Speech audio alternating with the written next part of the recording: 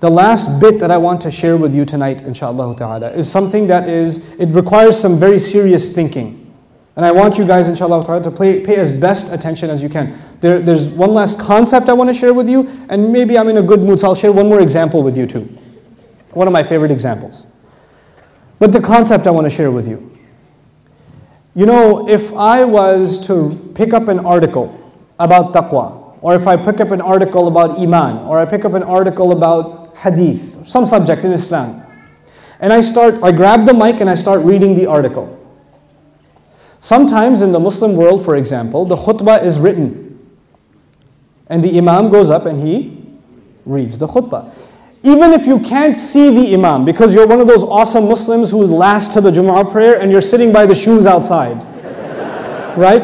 If you're one of those awesome Muslims and you don't see the imam, can you tell that he's reading and not speaking? You can actually tell from his tone. You can tell from almost like, it's not natural language, because written language is very formal, right? You have longer sentences. As I'm speaking to you right now, when I'm speaking to you right now, I have made countless grammatical mistakes. I have repeated myself several times. I have repeated myself several times. I have repeated myself several times. If I was writing an article, would I repeat myself in this way? No. And actually, if somebody transcribed my lecture, they would hopefully remove all of the repetition. You understand? And I say things like, you understand? Did you get that? Huh? But I don't write those things, do I? You don't see like H-E. Like, you don't get that in writing. What I'm trying to say is when you're speaking and when you're reading, people who know you can tell the difference especially. If your child, for example, memorized a piece of poetry, and you've never heard this poetry before, but they memorized it, and they came to you and they started reciting this poetry, will you know that this is not something from your child? You will know. Like, where'd you get that from? No, I just said it, I made it up. I swear, no, you didn't make it up. Tell me where you got it from. You know? You can tell this is not his speech. There's a clear distinction between spoken word and written word. Written word is far more accurate, far too accurate to be natural. It doesn't occur naturally for people. They hesitate and stumble and make mistakes, etc., etc. Rasulullah sallallahu alaihi wasallam was among his people for 40 years.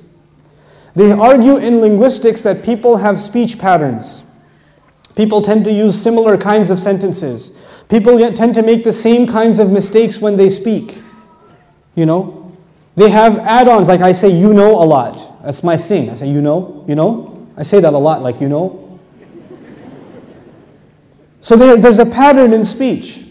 When Rasulullah sallallahu alaihi wasallam started reciting Quran, was it like his other speech? No. And can you immediately tell, wait, that's not how he talks. Nobody talks like that. I never heard anybody talk like that. What is that? You understand? They don't see a book in front of him.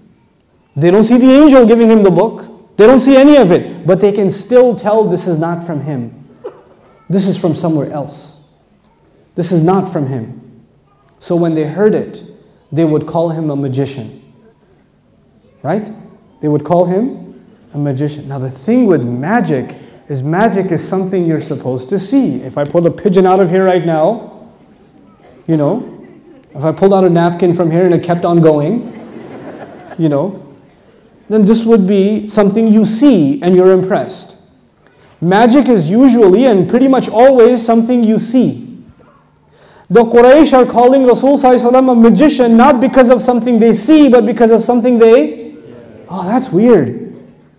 That's weird. They're so impressed by this speech, even though they don't believe, that they're ready to call it as impressive as magic. So we think when they called him a magician, they were insulting him. But actually they themselves didn't even realize they were accepting half the faith already. Because when you call something magic, you've already taken a leap of faith. You're saying, I have no other explanation. It's some mystical, unusual, paranormal activity that's going on here that I cannot describe through science or common sense, so I'm going to call it what? Magic. Well, you're already halfway there, buddy. You already said it's from the unseen.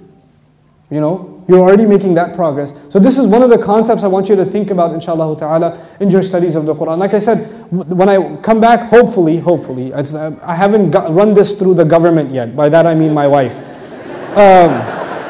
So if I get approval from the ministry, then inshallah ta'ala next year, you know, we'll get a domestic visa. We call it domestic visa back home from the family. So if I come, I want to share with you the entire seminar. And the entire seminar is things like, how come Allah repeats Himself?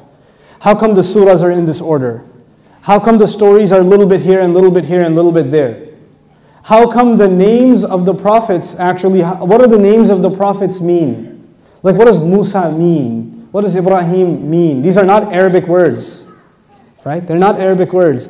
And how, is there a miracle even in the meanings of their names? Is there even a miracle in that? Subhanallah, you know?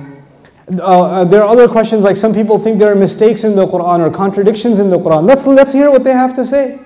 Let's not get angry at them. Let's say, Allah says, Hatu burhanakum.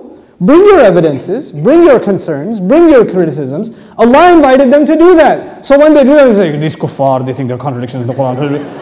Dude, they're doing what Allah told them. Welcome, bring it. Bring it. Let's hear it from you. Let's hear what you have to say about this book. And then let's respond. Let's do that. And we have to be people that are not afraid of criticism. Our book is so awesome, we don't have to fear criticism. We have to be loving this book. And we have to be so confident in this book. I tell you, I'm motivated to teach this particular course and this subject matter because it did something for me.